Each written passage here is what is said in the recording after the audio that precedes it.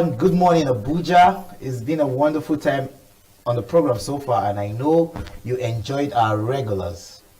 But the program continues, and we are joined in the studio by a young author and a spoken word artist. Trust me, this is one you want to sit and enjoy as we embark on this interview with no other than Mariam Miriga Umar. You're welcome on the program. Thank you for having me. Yes, you are very young yet super talented.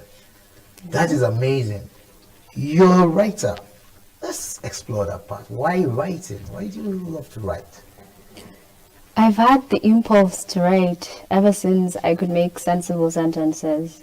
When I joined my secondary school, in my early secondary school years, I'm talking JSS1 here. Okay. I joined the literary and debating club in my school, Starfield College. And, you know, the patrons in the club had this way of forcing us to do, because at that time it's just an avenue to just pen down my emotions. So it depends on how I feel, what the inspiration is, the muse. So I write about basically everything. But my writing can be classified into I should think too. I write poetry and I also write stories, but I enjoy poetry way, more than I do writing. Well, let's talk about the stories you write. We'll come talk about your book, but the stories you write, are there true life stories or things you experience, or just something you imagine, or just creatively? I write fiction only. Only fiction. I write fiction, yes.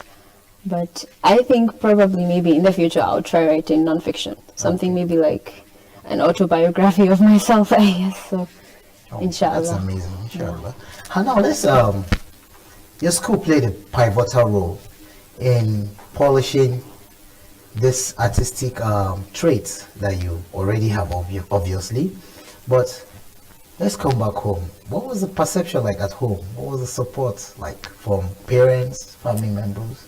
At first I had this feeling, because you know how African parents can be, but surprisingly they really took it well and they encouraged me. In fact, the encouragement I got from home, I didn't get it from anywhere, because I'm a self-published author. I published my book myself.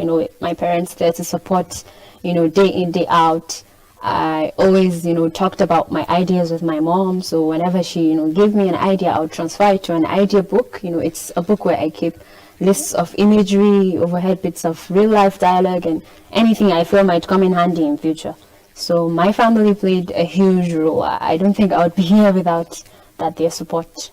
Okay, so now let's talk about this book, My Step Monster. Somehow the title of this book